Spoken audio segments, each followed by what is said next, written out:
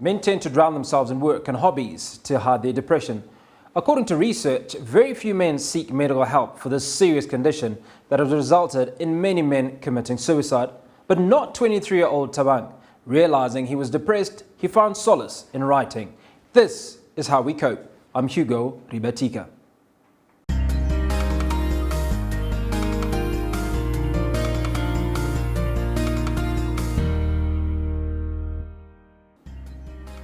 Hello and welcome to Cope, and big welcome to Tinashe. Good to see you. It's been a few weeks. Yes, it has been. Good to be back. Tinashe's on the show. She's our resident counsellor. And on the show today, we have Thabang. Thabang, thanks so much for coming onto the show. You're welcome, man. Thanks for having me. Now, Thabang, the first thing that strikes me is that you don't appear to lack confidence. You seem pretty sure of yourself. But some months ago, you went through a period of depression, and almost a period of self-discovery. About 2 years. Yeah, so like, funny enough, when I found out about my depression, it was already so big. Isn't it that, it's not that I found out about it, then it started to grow and grow and grow. Then I was conscious to that. No, it's just when I was exposed to it, I figured it was like such a huge cloud. So what was the process to you discovering you had depression? Obviously there were things that happened. Yeah, I had a job, right? So I had a panic attack while at my girl's house. Then when I fainted, then when I switched back on, my heart was pounding. It was like so painful, but I'm like, flip. I was 22, if not 21, and I was having a good paying job. So, but then I had money. So the fact that I had a panic attack, I figured maybe I'm not doing so well. There's something that's missing from within, or something in me that I need to go find.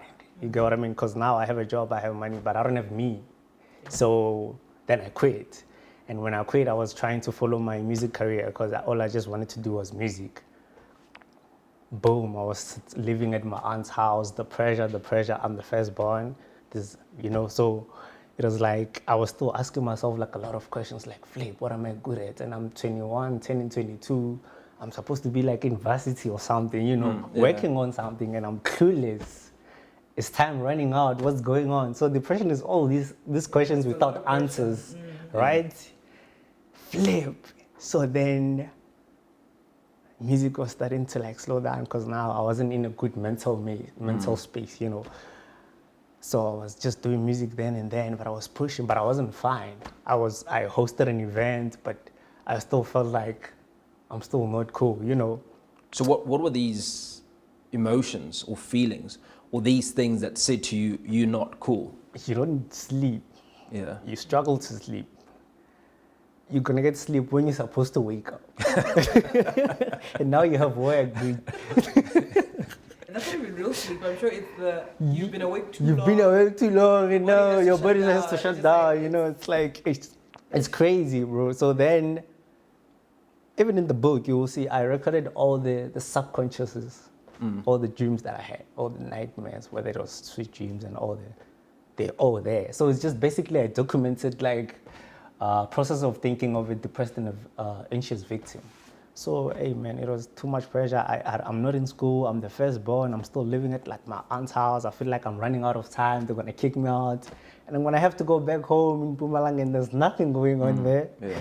So I have to find my thing. Then funny enough, I just started to write as a form of self-expression because I felt like the people that were around me, I couldn't be able to talk to about my situation because I don't think anyone has ever spoke about this. So I felt like I'm like an alien that's going through this thing that nobody ever really like went through or even knows about.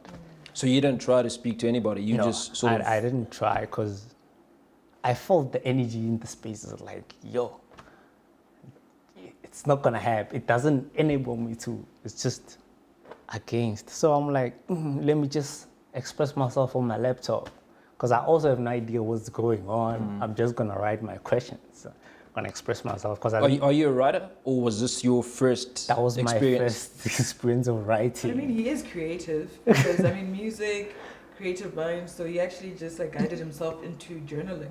Basically, yeah. So it's almost a process of self-discovery, wasn't it? For sure, because journaling usually you get it prescribed, like trying to understand, but for him to instinctively do that, it does happen, but that's amazing. But it sucks that it had to happen because of the taboo spaces we exist in, where you can't talk freely, especially with family. Actually, you don't even know if this is a conversation you can have. So it's quite good though that you didn't just close yourself up completely, right? You end up finding the right outlet that could work for you, which for so many that doesn't happen. In many cases, yeah, because that's what sorry to interject. That's what I realized. It's like when I look back at it now that I'm recovering, I'm like, flip, that was only just necessary. Yeah. Yeah, it wasn't like maybe we can't say it was good or bad, but it was just necessary for me to get to a stage that I'm at right now. Because my depression and anxiety came in a form of self-discovery where I figured I'm a writer. So without it, I wouldn't have figured out that I'm a writer. Yeah. That's why I'm saying it was only just necessary, although it was hell. Yeah. But yeah. So you started writing your book then? Yeah, I started writing. I wasn't even writing a book. I was just typing, you know, and I was sleeping on the couch. So it's like... Were you sleeping on the couch as a result of that? At my aunt's house, yeah. Is this what made you comfortable, or was this where you originally slept? That's where I was sleeping before I even started writing. Okay. So I was just like, let me just take a laptop, you know, and just talk these things that I think. Yeah. Or express them onto a screen. Maybe I'll feel better because I didn't have the idea to seek professional help. So, yeah, I would like, you would check in the book, you'll see times. It will show you every time that I wrote an idea. It was most of the times in the AMs. So it's like when I was meant to go sleep, remember I'm sleeping in the living room. Yeah. And it's daytime. It's in the morning now. So I can't sleep because now it's a living room. Yeah, I need to get up. You understand? So then that also strains my day and depression. But funny enough, I didn't think of suicide then. I was just really like not well. You know, I would even spend 2 days without bathing because I didn't even think anything matters anymore. You know, because I have all these questions, but there's no answers. But what are some of these questions, Thabang, that you had? What am I good at? What's going on? You know, Then there's like a lot of personal things that happened. Like when I lost my dad, I figured that when it happened, I just looked at it and just turned a blind eye. Then I figured on my writings that actually in my depression, it also had like a big role. Did you have a good relationship with your dad? Yeah, we were cool. But I was still, I think I was 14. Yeah, but we were way too cool. That's the homie, that's the guy that introduced me to music.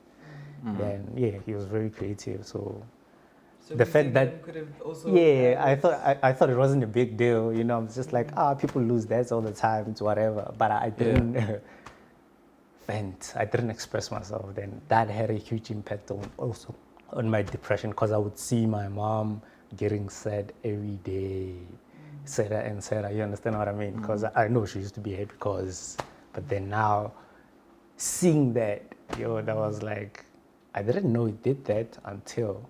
Yeah. Maybe just to go back, Tina, what could Thabang have done during that time? Or what could people around him have done during that time to support him?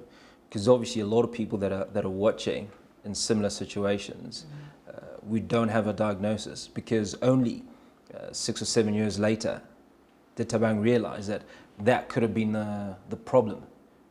He's basically lost 6 or 7 years of his life, subconsciously.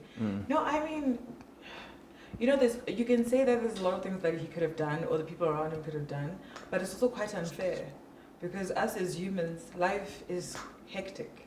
You know, we really expect people around us to pick up little signs, or maybe even then, maybe you're doing things at school, but then the person who would have picked it up probably was your mother, who also was going through that same loss. And so in that moment, there actually aren't even enough spaces when it comes to grief, and even worse for the Black community. So unless you're a church-going person, we do makeshift support groups most of the time, but if anything, the coping part of grief is just moving forward. And for some people, that means let's not talk about it.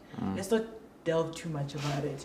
But I think the older he became, the missing part, talking more about the person, all of those things it also depends on like your mom or your family, how comfortable they are to revisit memories as well. Yeah. So it's really a group project of which no one really wants to participate in because everyone has their own specific But it's a problem. pains. Yes, Yeah, but it's no, a problem. it's a horrific problem. But do we not also lack the skills, not only to identify, but even if we identify, To communicate. exactly. How to do it. Yeah. To communicate. Oh yeah. No, it's absolutely true. Like it's most people, and I promise you, people will say, "I knew there was something off." They were like, "Oh, now that you mention it, he was being. Oh my gosh, yeah, and then we should have really like talked more." No, and but whatever. yeah, but it's But also like it's like they say it after, right? it's also like, you know, when people ask you every day how you doing and you just subconsciously just fine. reply, I'm fine, thanks. I'm fine. Then people actually think, he's fine or she's fine. Yeah. But sometimes, like I said, you need to be genuine and be like, hey man, I'm stressed or I'm super We super want to sad. hear you say you're Yeah, fine. It's nice for us when you're like, "Oh yeah, no, I'm good, I'm fine." Yeah. But it's like it's very difficult to actively work towards your own healing from anything really. Correct. So it's a task and a half, and I totally understand because I'm also I'm grieving a friend who passed away, and I actually have actively made an appointment in my diary every Wednesday to meet up with her sister, where we just sit and we have a glass of wine and talk about the weather Just talk for about it. 3 hours. One every glass. Wednesday Yeah. night. One glass. Well, one bottle. Yeah, it can be one glass for 3 hours. It doesn't add up. It doesn't add up. Guys. It was tea. Okay. But you see, so but even that is already so difficult to even initiate. That other person has to also be willing. So I can only imagine how alone it must have felt for you, because Or yeah, the problem is like depression and anxiety also just covers like a huge mental space where you can't think beyond it, because it's like a cloud that covers you can't see forward, your you can't spaces. see Yeah, you can see backwards. everything is bad, even though Sure. not everything at that time is really that bad, but it's like it enhances that. And I think that's what most of the kids are struggling with. I've sold at least plus 100 copies. I've seen like kids are just, I had this conversation with this kid that was with his mom. So there was something that he never told his mom that he talked about on that day. So his mom only found out when I found out too. Then I'm like, oh, actually, it's not just about the book. It's about the fact that we're gonna talk about what we never really talk about, and that's healing. That's to express yourself. That's healing. And the mother was shocked, like, wait, why did you never told me that? You're like, mom, you know what I mean? So I was like, oh, actually, I just like the fact that me exhibiting and doing all these exhibitions is just about the conversations. It's just about people talking about how things that happened 10 years ago affected them now, and they still trying to get over them. And that, I think, it's So I suppose that's what therapy is, beautiful. isn't it? It's about talking about your Creating situation. safe spaces for people to not compare, but to actually share their journey and relate. and feel like there's no judgment, because there's something nice about, oh my gosh, depression, you too, how did you bump into You it? get what I You know, mean? it's almost like a hobby or something that you're actively always going through, but it's like everyone has it on their back, but no one wants to admit it because of the idea of you're sick, but you're not sick. Yeah, It's not but, like, but you're I- sick. am I going in for surgery? Or so it becomes so shameful to admit, but when you check with everyone is in it consistently, even though it is not at maximum levels of where you need to go into the hospital or something, but guaranteed day-to-day stresses.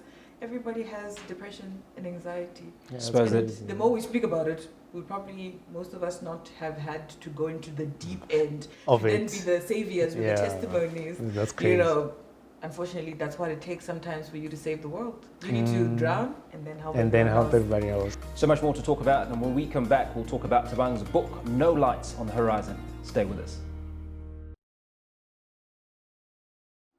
Thank you for staying with us in studio, Tanasha and Thabang, and we're looking at Thabang's book, No Lights on the Horizon. Incredible read, Thabang. Take us through that process. Obviously, before the break, you started journaling. You weren't really sure you were writing a book. Yeah. How did you get to, hey, this could actually be a title? Oh, actually, I didn't have a preconception of how everything was going to be about, because I just wrote, then it had short fictional stories in it, and in the documents that I was typing on the laptop, and I'm like, wait, what am I doing? Why am I writing fictional stories, and why am I writing processes of thinking of the dark side of the world that I was in that time, or that I'm in? And I figured, flip, I can actually pre-conceptualize this into a manuscript, but how would the manuscript be like? I'm like, okay, maybe we can divide it into 4 parts as it is. So I did. I titled it No Lights on the Horizon. Basically that in the whole process of Did this title come to you right at the beginning? No, it didn't. It only came to me at the end of the book. Yeah, so all the titles that I put in the books were only at the end of the book, because I read content, then depending on the idea that the content gives me, then I title the idea.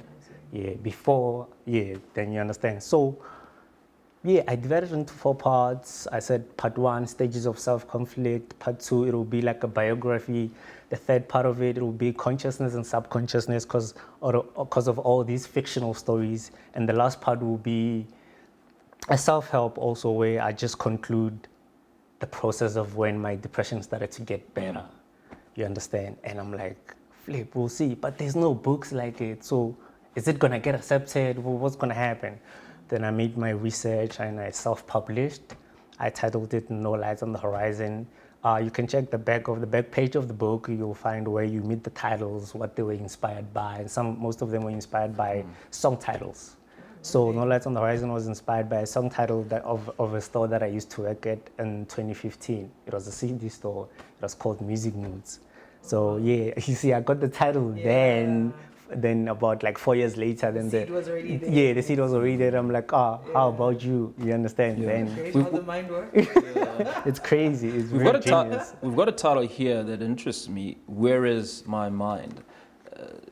Take us through the thought process. It sort of suggests that you were lost, or there was a lostness. Yeah, in it was.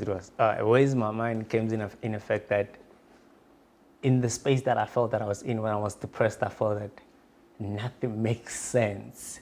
So am I crazy? Am I thinking things that don't exist? Or am I in a space that isn't aware of the things that I think about and maybe they exist somewhere else? You understand? So I figured I must have lost my mind. Like, I can't make sense of anything and I'm dysfunctional. And it's too bad. That's why I'm like, where is my mind? What's happening around you when you were having these thoughts about you've lost your mind? How is everybody treating you? Is it all the same? Oh, it's all the same. It's all in the mind. Okay. Yeah, in reality, it's just all the same. It's just normal things. How are you doing? Fine, thanks. How was your day? Fine. Normal conversations. I think we've talked so much about him spiraling and then the book. What happened in the middle part almost? So when you realize, oh, I'm depressed. Or did you ever end up going to see someone? Did you get medication? Was the book enough for you to feel like you came out of this cloud? Yeah. Like high five yourself. The book was enough. The book was enough. And when I figured that I'm depressed is when I started really typing. That was when my depression was at its highest. And that's when I was conscious to it. So when I started to type the first words, then that was like the beginning of me being aware of how huge my depression might be. And I didn't have the idea. That's what I'm saying. You know, when you're depressed, you don't really think of other things than the depression. For sure. I didn't have the idea to seek professional help, but counselor, now post therapy. the book, would you seek help now that you know that it is out there? But I think I'm recovering. Can I see if I fail? If I fail recovering, then I'll go for therapy. I'm trying to find my own way. Maybe this will work, and maybe it will help other kids to realize that maybe it's just a form of they just need to express themselves. But also, as much as, of course, self-healing is possible, but we also want to keep pushing that agenda that help is out there. Yeah, there are of people course. who want to hear your story. Like, we are listening to your story now. Like, this is therapy what we're doing right now. And we want other young people who you're talking to know that there's so many places, so many people who can make them feel seen. Because unfortunately, some of them might just not be as creative. Yeah. Like for you, what you went through is absolutely spiritual. To be able to go and dive into yourself, to take yourself out. Yeah, that's it crazy. really happens. That's very people intense. end up spiraling into suicide and absolute schizophrenic types of. You speak about suicide, and Thabang, you mentioned that you didn't at the time feel like committing suicide. Did those thoughts ever occur to you at any point? At the time, I'm on the third book now, but when I was writing the second one, the one after this one, that's when I figured that I'm a bit suicidal. But then I didn't have anything like that. It was just about questioning everything, yeah, and not wanting to leave this place, just not questioning, just questioning everything. That was it. It wasn't a matter of, I want to die. No, it was just a matter of like, why is everything the way it is? And all these emotions, why am I feeling the way it is? Am I seeing things, type of things? And But for never went to a harming place, never went to a self-harming stage where you felt like you should actively try to escape. I did. I had my days. That's why I felt like it was like a mental maze. Hugo, if you'd give me, it's like you try and figure out your own mind so that you can make sense of the things that will happen to you. And I think that's also will help you in your career. So that once you just pass that stage, when you get into your career, You're good to go. yeah, because you've taken care of the But captain. now that you found yourself, how has the family dealt with this realization? Because through your reflection, now they see you, right? It's like, oh, I have a Yeah. book. This is me. Did you know when I was on the couch the other day? I was writing was this. Going through a whole crisis. I was going through like a whole thing. So what's the reaction? Because I know sometimes family, especially in places where people end up publishing their information about their process, they feel attacked. It's like, you're saying we were not there. Like, are you like snitching on the family that we're not tight? So how has that been? Because I mean, fame can really, they're like, oh, so now you just So gonna now you're throw just us gonna away. like, Was it really that bad? yeah, it was Did deep. you not eat? It was deep. It wasn't your fault that it You know? happened. So how wasn't have you your managed fault. that? Yeah. Because this is an expose. Oh, okay. And at the same time, there's a side of you've exposed it, and there's a side of we're sorry we're not there, sorry. and then there's the third part of we finally see you. So how has that kind of happened in your space? What was the reactions? The reaction was that, wait, you wrote a book. I'm like, yeah, that's what I've been doing the whole time. And when I was writing, I was unemployed. So things were like really tough. I was living at my aunt's house. I felt like I'm running out of time, but I'm depressed. I don't know what is it that I'm good at. Yeah. And I don't know that I'm writing a book. So when the book came out, I would ask my mom for money, and until I ran out of favors. When you run out of favors, you're like, I don't know, I do not have anyone to ask for money anymore. I do not have 20 rand on me right now. So what's gonna happen? All I have is just this stupid book, This dream, this dream. But I'm at a place where I've never seen anything like this. Is it gonna come true? Is it real? Yeah, is it real? Then my mom, she was like, wait, you wrote a book? I'm like, yeah. It's like, what is it about? I'm like, it's about mental health. But the crazy thing is that, which kind of like, it's sad, they still, our parents still don't understand mental illness. They still don't get it. Huge stigma around mental illness, isn't there? Yeah, they still don't get the depression because I think they grew up in a different time where this wasn't like an issue, or maybe it was. It was an issue. I think it's just they didn't know they didn't have the freedom or the privilege to express it more. You see, I guess the different generations at some point also they were tackling other things. And now so we there was take no time because when you open up about your weaknesses, your vulnerabilities, it's like you're weak. You're spending too much time crying. We don't cry. We don't cry here. We go out there, we fight. And we keep it moving. But Don't dwell on the negative. Tina, you talk about weakness, but I'd like to pick up on the strength or resolve that you found. You were in this space where you were contemplating suicide, right? But you dug deep within yourself not to, right? What was that process? Because there are many people that have gotten to that stage and not lived to tell the story. And that's the problem. Yeah, I understand that. So what happened is, where I'm from, in Mpumalanga, there's like a church in the yard. But then when I was writing, I wasn't like doing any of that. I wasn't religious at all. Yeah, I was religious, but I wasn't attending church. Yeah. Or something like that. Then something within me just always stopped me. Like something like a question, like I would ask myself every day, why am I here? I'm given life. There must be something I'm good at, you know, something at least that I think maybe I think for the fact that I had the willpower to seek purpose averted me from suicidal thoughts or trying to commit suicide. Just that flame to tell myself that I need to go look for something, kind of, you know. That's what sets him apart from other people. Like, really, because you're destined to help others find themselves. So almost, and the burden of feeling that kind of purpose is what a lot of professionals even complain about, because you have to have your moment of pain before. I mean, you've seen Oprah and other people, they will tell you about how rough their childhoods are.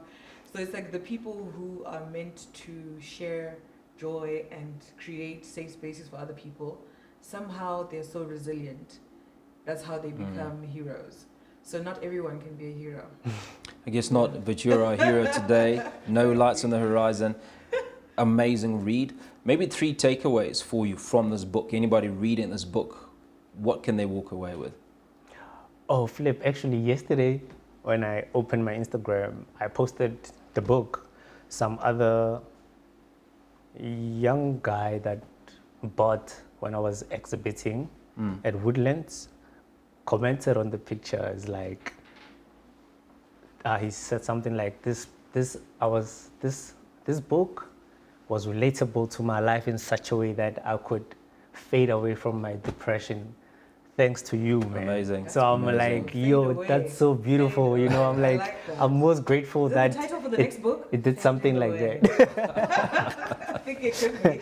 You know, that was one of, I've been checking my emails every day waiting for something like that. Yeah. You know, it's not about, obviously money is good for survival, but I'm just waiting. Every time I check my email, I'm just trying to find somebody that's just being like, hey man, this thing really helped me in different cases, or maybe in just one case. And I'm just like, Flip, I was moved, I was touched.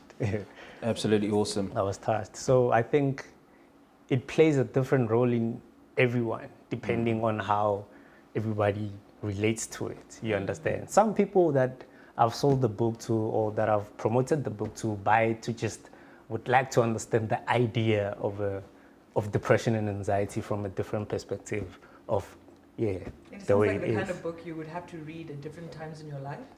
Because as humans, if I'm having a bad day and I read your book, I'm going to take in all the darkness and understand that side. But when I'm feeling hopeful, I'm going to find the hope in your book. You see, so You understand? So it's a book you can it depends on you. Yeah, you can read depending. Like, okay, today we're having it this kind of day. So I really look forward to diving into it. That's actually a great idea. But yeah, I think it really could even be like a journaling technique for others. Yeah. Using some of those instances you've had for them to learn how to see within themselves. And that is definitely a gift. So Nez, Thabang, thanks so much for coming on to Cope. Thanks for having sharing. me, guys. And yeah. We were speaking to Thabang Mangwane and this amazing read, No Lights on Horizon. Remember, together we can. Until next time, goodbye.